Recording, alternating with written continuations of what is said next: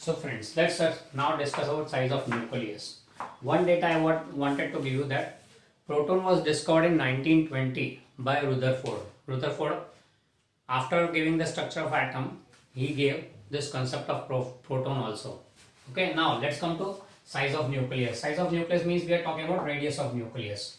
This was again estimated by Rutherford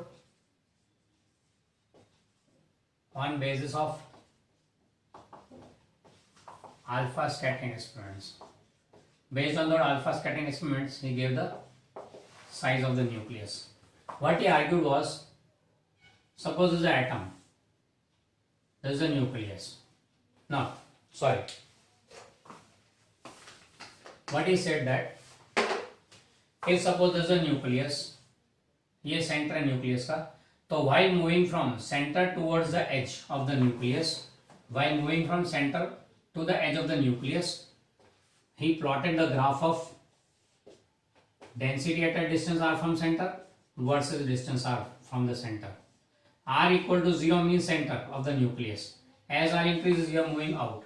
So with the increase in distance from the center, यानी कि r की value बढ़ेगी, तो density पे क्या इफेक्ट आता है उसने स्टडी किया.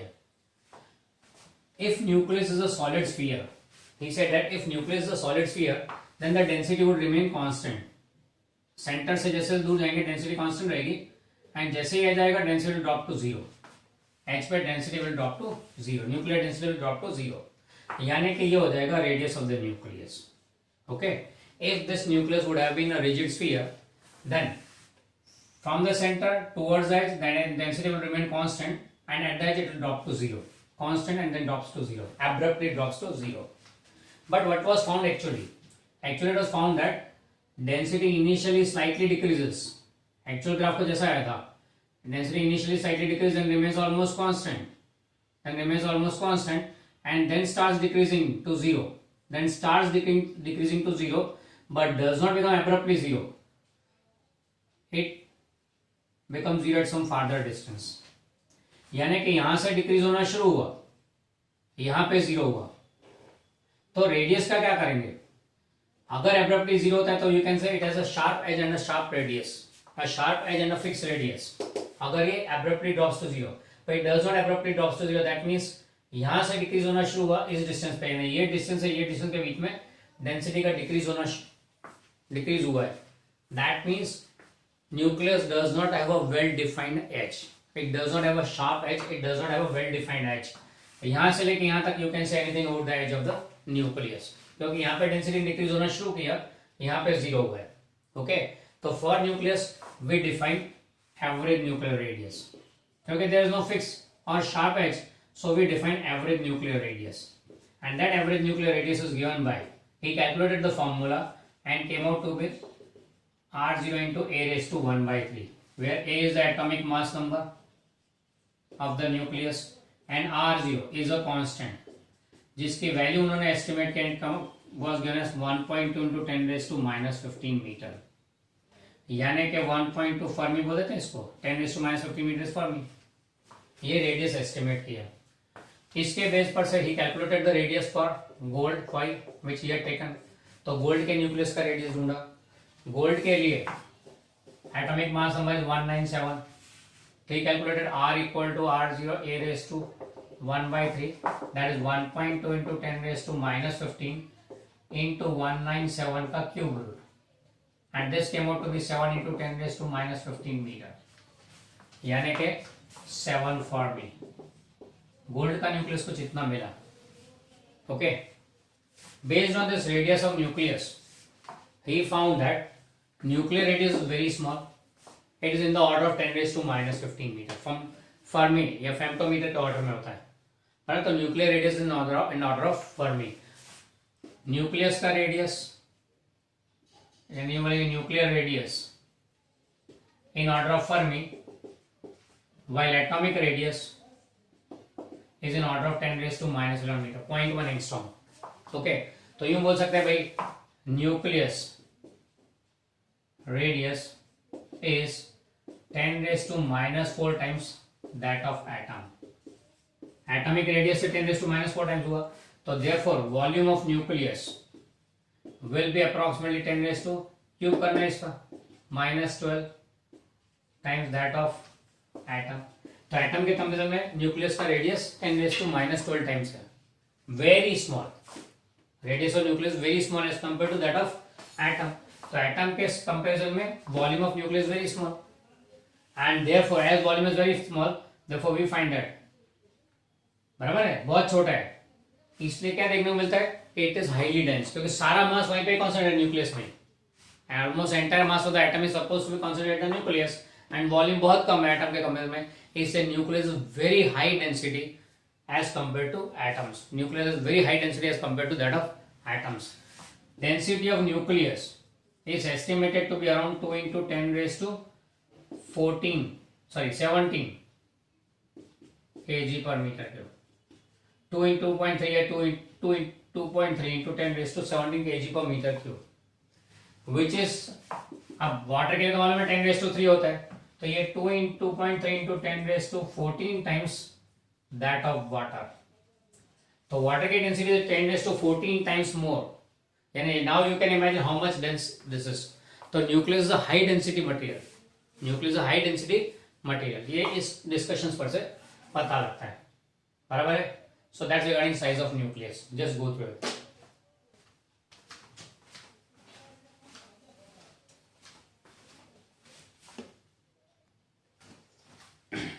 So next we talk about nuclear force, that is the force existing among nucleons. Now nucleus के बारे में हम लोग जानते हैं कि there are protons and neutrons in the nucleus. Now protons are positive charge, neutrons are neutral in charge. We know that between positive charge there will be a Coulombian repulsion, while between neutrons which are neutral in charge, so no such appreciable forces would be there. Okay, so between proton there exists certain repulsive type of forces. Okay, and these are called Coulombian repulsive force. This Coulombian repulsive force exists among proton, they are repulsive in nature, and these forces are long range forces. These forces are long range forces. मतलब क्या हुआ कि suppose ये nucleus है, इसके अंदर protons and neutrons are compactly placed protons and neutrons. Okay, तो इसमें प्रोटॉन कौन है, न्यूट्रॉन कौन है, तो हम लोग शेडेड वंस को प्रोटॉन्स बोल देते हैं। The shaded ones are protons, the shaded ones are protons. Okay, now proton के बीच में repulsive force, and these are also long range force. Long range मतलब they can act at a large distance also, यानी कि एक कोने में पड़ा हुआ प्रोटॉन दूसरे कोने में पड़े हुए प्रोटॉन को भी रिपेल करेगा। लॉन्ग रेंज फोर्स है, तो ये proton will repel this proton, this will repel this, यानी all the protons will repel each other, बराबर, they all will repel each other, all the protons will repel each other।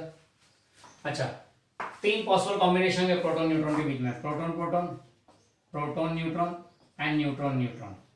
Neutron is neutral in charge, तो इस case में no force, इस case में neutral and positive charge के बीच में कोई फोर्स नहीं होता है, इस केस में रिपल्सिव फोर्स एग्जिस्ट करता है, तो हमने देख लिया यहाँ पे। तो देखा जाए तो इन दोनों में तो कोई फोर्स है ही नहीं, मतलब क्या हो गया, there exist only a repulsive force in the nucleus. Based on this discussion we can say that in the nucleus there exist only resultant repulsive force, and वो भी every proton exerting repulsive force on every other proton. इससे क्या होगा कि nucleus में there should be a resultant repulsive force only, and therefore the proton should fly off. Resultant repulsive force है, highly dense है, तो फोर्स भी ज्यादा अमाउंट रहेगा, they will be throwing away each other, so nucleus should be broken, यानी कि proton should be flying off. तो nucleus can not maintain a stable state, इस डिस्कशन पे ऐसा लगता है। But in reality it is found that even though there exists a resultant repulsive force in the nucleus, then also nucleus is a strongly bound material. strongly ने कितना strong bound, इसे तोड़ना मुश्किल ही नहीं, नामुमकिन है। इसको तोड़ना मुश्किल, it's not only difficult to break it, but it is impossible to break a nucleus. And if somehow you break a nucleus, single nucleus, entire city might wipe off. इतना ट्रेमेंडस एनर्जी अंदर होता है, यानी एक न्यूक्लियस को फोड़ भी दिया, पूरा सिटी गायब। अमेजिंग। क्या देखने को मिला? There is a resultant repulsive force, so nucleus should already be have been broken. It cannot have a stable form, a strong bound form. It's not possible. पर रियलिटी क्या बोलती है कि न्यूक्लियस जैसा स्ट्रॉन्ग मटेरियल कोई है ही नहीं दुनिया में। न्यूक्लियस जैसा स्ट्रॉन्ग मटेरियल कोई है ही नहीं, क्योंकि एक न्यूक्लियस को फोड़ो, इतनी इमेंस एनर्जी रिलीज होती है कि पूरा सिटी वाइप ऑफ हो सकता है। तो क्वेश्चन ये रह जाता है कि even though there exist a certain repulsive force, there exist a certain repulsive force in the nucleus, how can nuclear remain so much strongly bound? तो इसके बारे में साइंटिस्टों ने काम करना शुरू किया, and what they came out to be ultimate conclusion is between proton proton, proton neutron and neutron neutron there exist certain attractive forces. There exist certain attractive forces, and these attractive forces are short range in nature. These attractive forces are short range in nature. Short range मतलब क्या हुआ? Acts on immediate neighbors only. And as far as these attractive forces are concerned, there is no difference between a proton और neutron. तीनों case में exist करता है, मतलब उसके लिए प्रोटॉन या neutron there is no difference. तो क्या बोलेंगे? They act among nucleons. That is among nucleons. These type of forces act among nucleons, and hence these were given the name nuclear force. Existing among nucleons, तो इसको नाम दे दिया nuclear force. And इसका इतना strong value हो जाता है, इसका वैल्यू इतना ही हो जाता है क्योंकि सच कॉम्बिनेशन 1-1। अब देखो, हर एक न्यूक्लियन अपने पड़ोसियों को पकड़ के रखेगा। Each nucleon will be holding its own neighbours, immediate neighbours only. हर एक न्यूक्लियन अपने इमीडिएट नेबर्स को पकड़ के रखेगा। मतलब क्या हुआ? The total amount of force becomes so much large that it easily overcomes this repulsive force. Easily overcomes this repulsive force, and hence this nuclear force proves to be very strong. इसलिए इसको कई बार strong nuclear force के नाम पे भी refer किया जाता है। कई लोग इसको strong force भी बोलते हैं खाली, and it is one of the fundamental forces. बराबर है? तो as far as the strong forces are concerned, there is no difference between a proton or a neutron. That means it acts among nucleons. Strictly attractive, short range in nature. बराबर है? Short range in nature है, पर इसका origin, why does this nuclear force arise, इसके बारे में अभी तक कुछ ज्यादा पता नहीं है। There is no such idea, it's just a hypothesis right now कि भाई how they come arise, that is still not known. अच्छा, इसके बारे में बोलते हैं कि ये फंडामेंटल फोर्स में तो इसे इंक्लूड कर दिया, पर actually they do not consider it as fundamental force. Scientist do not consider it as a fundamental force. क्यों? क्योंकि it is found that protons and neutrons are further made of quarks. ये हमने chapter number 1 में discuss किया। Protons and neutrons are found to be made of quarks. बराबर है? तो ये जो न्यूक्लियर फोर्स है उसके बारे में बोलते हैं कि it arises due to this quarks, यानी इसको दूसरे वर्ड में quark force also, it's called quark force. In other word it's also called quark force. Quark force means force acting among quark. इसे फंडामेंटल फोर्स तो नहीं हो सकता क्योंकि इसमें भी फर्दर पार्टिकल्स हैं। तो क्वार्क फोर्स के बारे में हो सकते हैं क्वार्क फोर्स है, एंड इसके बारे में still origin is not yet known. बराबर है? शॉर्ट रेंज अट्रैक्टिव है, it's so much strong that it easily overcomes the Coulombian repulsive force. These force are to found to be almost 10⁻36 times Coulombian repulsive, Coulombian forces. Coulombian force इतना highly strong है, and that's why now it accounts that nucleus is a strongly bound material. It's a very strongly bound material. बराबर है? Quarks के base पर से बोल सकते हैं इसका origin is right now thought to be in the quarks, पर क्वार्क का इंडिपेंडेंट एग्जिस्टेंस अभी तक प्रूव नहीं हुआ है, इसलिए इसको फंडामेंटल फोर्स मानने में भी तकलीफ है। क्वार्क फोर्स को कंसिडर नहीं करते हैं, still we say strong nuclear force only. Okay, तो that is regarding nuclear forces. देख लो जरा।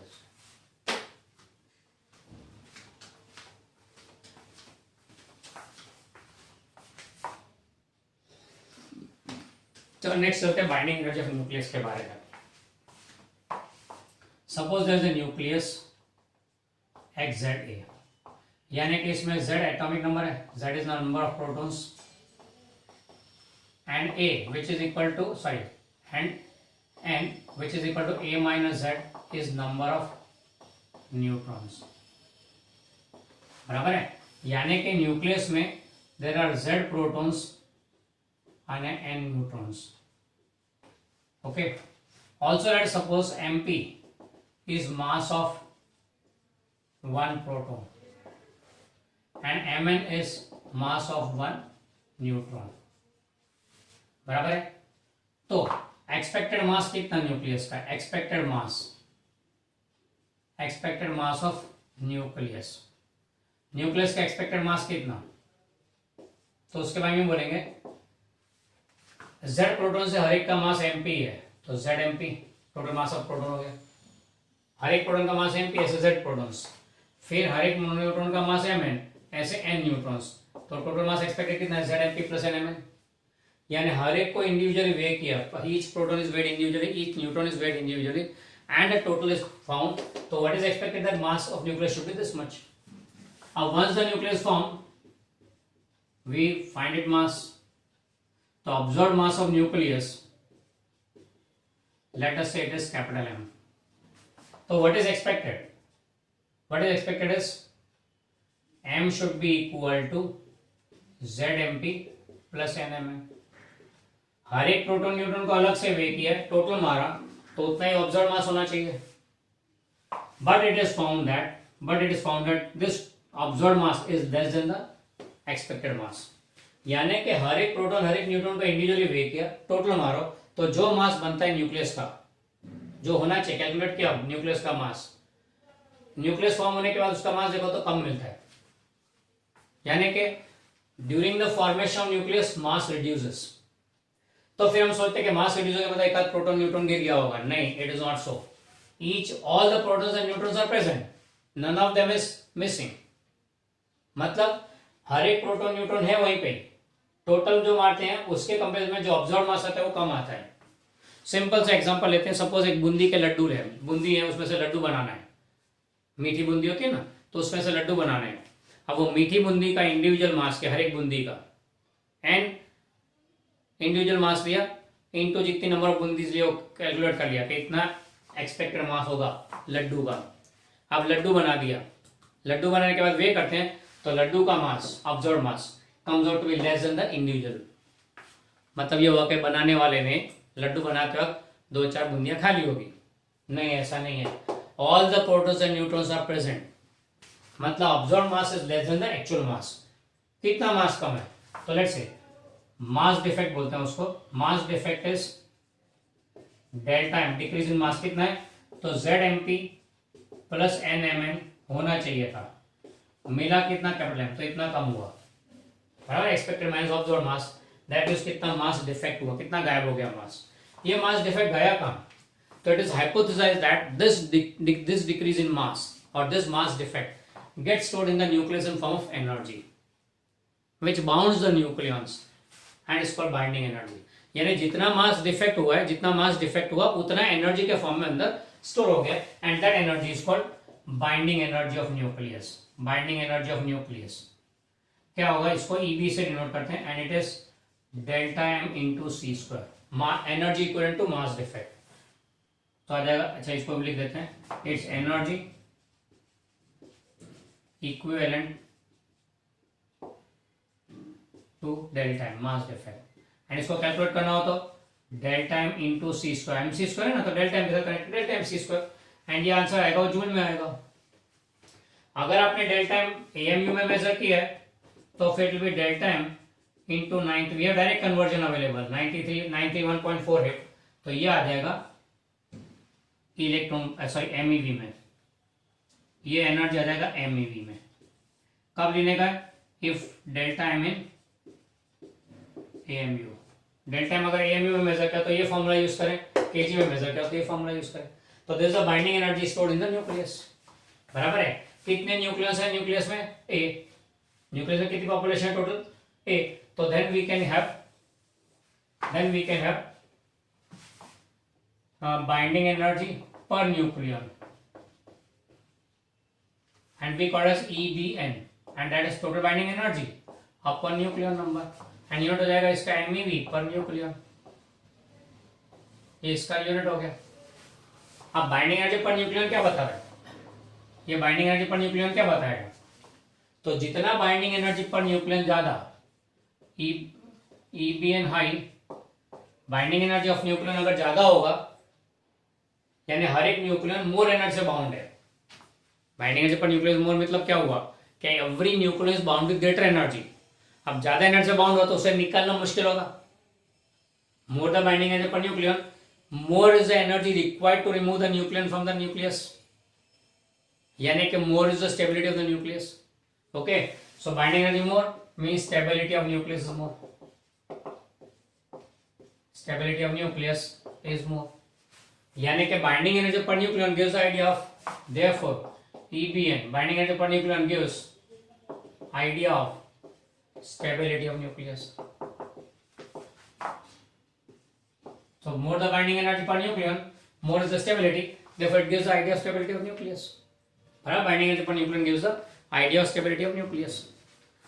अब हम लोग क्या करते हैं, पीरियोडिक टेबल के एलिमेंट्स को लेते हैं, उनको कंपेयर करते हैं, उनकी स्टेबिलिटी के बारे में आइडिया लेते हैं। तो उसके लिए ग्राफ बनाया गया, ग्राफ बनाते हैं यहाँ पे EBN binding energy per nucleon versus nucleon number.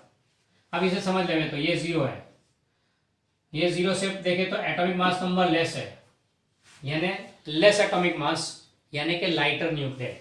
तो इनिशियल पोर्शन हो गया लाइटर न्यूक्लियर का, लाइटर न्यूक्लियर वजन में कम। यहाँ पे binding energy per nucleon high है, तो इससे आगे की वैल्यू देखे तो binding energy of nucleon high, so these are heavier nucleus. तो ये आ गया हैवियर न्यूक्लियस वाला जोन, बीच में इंटरमीडिएट मास वाले आ गए। अच्छा, यानी ए की वैल्यू जैसे बढ़ेगी, लाइटर न्यूक्लियर, फिर intermediate mass and heavier nuclear. जबकि इधर वर्टिकल एक्सिस पे जाए तो आगे बढ़े तो EBN बढ़ेगा, मतलब स्टेबिलिटी बढ़ेगी, मोर द स्टेबिलिटी। जितना ये ऊपर जाएगा ग्राफ उतनी ग्रेटर स्टेबिलिटी। अब ग्राफ कैसा देखने को मिला, it came out to be like this, U graph आया, मतलब लाइटर बाइंडिंग एनर्जी है, सॉरी लाइटर न्यूक्लियर है जिसका एटॉमिक मास नंबर कम है, लाइटर न्यूक्लियर, उनके लिए बाइंडिंग एनर्जी लो है, उनके लिए बाइंडिंग एनर्जी लो है, मतलब they have less stability. Heavier nuclear जिसका एटॉमिक मास नंबर ज्यादा है, heavier nuclear, they also have low binding energy per nucleon, that means they also having less stability. मतलब heavier nuclear low stability, lighter nuclear low stability. Intermediate nucleus have greater value of binding energy per nucleon, therefore greater stability. And maximum किसके लिए, maximum stability किसके लिए देखें, तो maximum stability देखने को मिलती है आयन के लिए। तो आयन का nucleus is the highest stable nucleus, iron nucleus is the most stable nucleus, ये ग्राफ पर समय पता लगता है। अच्छा, अब heavier nuclear have low binding energy per nucleon and so they are less stable. Heavier nuclear have low binding energy per nucleon, therefore less stable. तो क्या होगा, ये heavier nuclear splits into two almost equal parts. अब almost equal part में divide होंगे, यानी मास intermediate zone में आ जाएगा। जैसे सपोज ये 238 है एटॉमिक मास नंबर, दो पार्ट में डिवाइड हुआ ऑलमोस्ट इक्वल, तो 119 119, तो इंटरमीडिएट पार्ट में आ गया, इंटरमीडिएट पार्ट में आ गया, उनकी स्टेबिलिटी बढ़ गई। मतलब क्या हुआ कि a heavier nuclear being unstable splits into two almost equal nuclei and achieves greater stability. Such a phenomenon is called nuclear fission. इसको fission बोलते हैं। In order to achieve greater stability, a heavier nuclei. In order to achieve greater stability, a heavier nucleus splits into two almost equal size nucleus. So that is called nuclear fission. Similarly, on the other side, lighter nuclei have low binding energy per nucleon. So two lighter nuclei join together to form intermediate mass. दो join हो जाएंगे तो intermediate mass में आ गया and they gain more stability. This joining of nucleus is called nuclear fusion, is called nuclear fusion. तो nuclear fusion occurs, nuclear fission occurs. दोनों case में while splitting also and while joining also energy is released and that energy is called nuclear energy.